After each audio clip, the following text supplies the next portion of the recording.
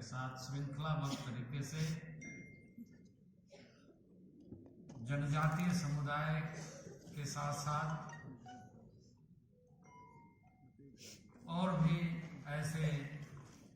प्रबुद्ध जनों का जो प्रवास दिल्ली होता है, उस प्रवास में एक कार्यक्रम अंत में प्रस्थान के पहले जनजातीय मंत्रालय का यह आयोजन होता है, जिसमें जो जनजातीय वर्ग के प्रबुद्ध साहित्य, कला एवं संस्कृति से जुड़े हुए ऐसे सभी कलाकार और प्रबुद्ध जन, और इस बार हमारे लिए एक और महत्वपूर्ण कड़ी जुड़ी कि माननीय प्रधानमंत्री जी ने परीक्षा पे चर्चा को लेकर हमारे एकलव्य मॉडल रेसिडेंशियल स्कूल के जो विद्यार्थी है वो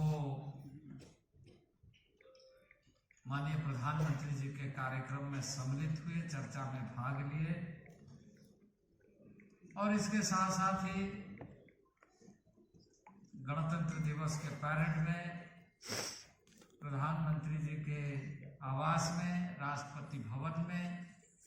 ऐसे कई स्थानों पर भाग लेते हुए यह कार्यक्रम 31 जनवरी का, जो वैसे इस कार्यक्रम का आयोजन का स्थान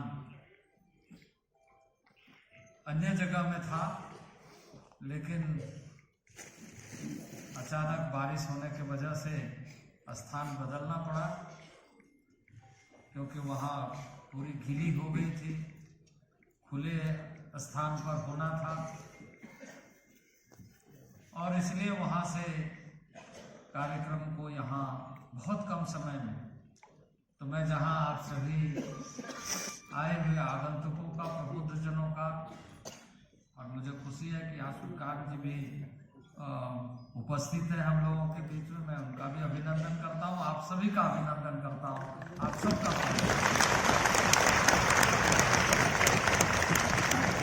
मैं खास तौर से आभार व्यक्त करना चाहता हूँ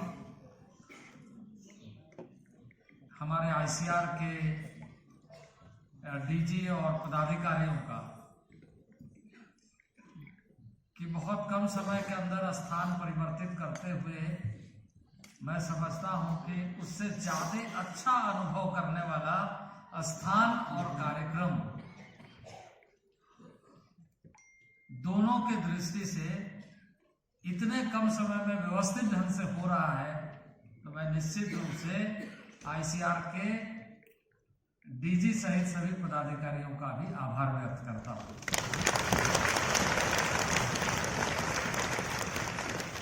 इस समय ज्यादा मुझे कुछ कहना नहीं है, आपने स्वयं देखा है, स्वयं समझा है और स्वयं अनुभव किया है कि पिछले और अभी इस गणतंत्र दिवस में किस तरीके से आपके सामने पिछले 10 वर्षों के अंदर जो परिवर्तन आया है वो आपको दिखी है। यह वर्ष, इस समय यह जो गणतंत्र दिवस है, यह गणतंत्र दिवस में आपने झांकियों के माध्यम से देखा होगा और आप खुद भी सम्मिलित हुए, औरों को भी आपने देखा होगा कि माननीय प्रधानमंत्री जी ने इस देश की मातृशक्ति को महिला सशक्तिकरण की दृष्टि से समर्पित करते हुए गणतंत्र दिवस मनाने का संकल्प लिया और वो आपके गणतंत्र दिवस के परेड में।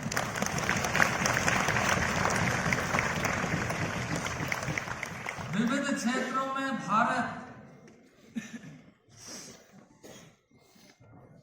लगातार जो प्रगति कर रहा है और हमारी ऐसे बहनें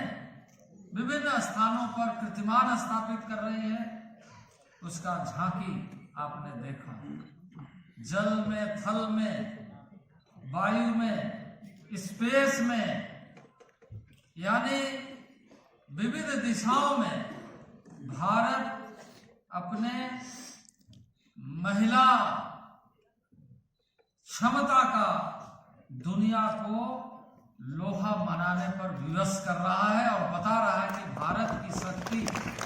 मातृशक्ति कितनी है। वहीं इस आयोजन में आपने एक और बात का अनुभव किया होगा कि लगातार इस वर्ष भी, पिछले वर्ष भी, कि देश को यह सौभाग्य मिला कि एक आदिवासी परिवार की महिला इस देश के सर्वोच्च नागरिक के रूप में और महिला राष्ट्रपति के रूप में हमारे सामने विराजमान है। आज अभी मैं किसानों के साथ मिलते समय कहा था कि यह पहला अवसर है जब हम अमृत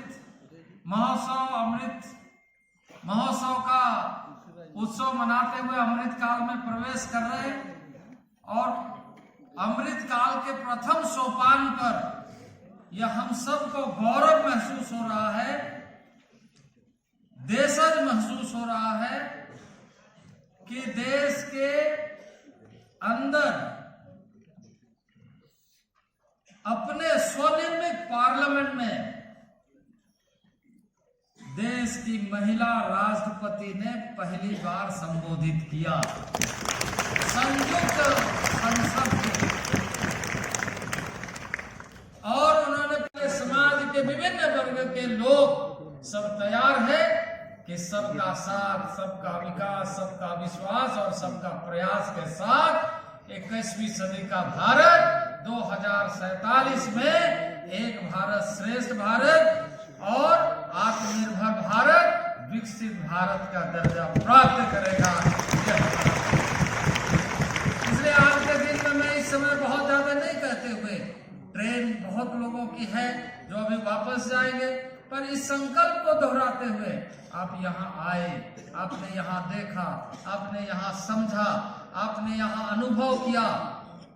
और जब परिस्थिति अनुकूल नहीं होता है फिर भी अनुकूल वातावरण के साथ इस तरह का कार्यक्रम हम कर लेते हैं। इस तरह के सभागार में यह अवसर, इसी सभागार में माननीय प्रधानमंत्री जी ने साइंटिस्टों के साथ, वैज्ञानिकों के साथ, प्रबुद्ध वर्ग के साथ ऐसे कई आयोजनों में इसी सभागार में उन्होंने भाग लिया। यह पहला अवसर है जब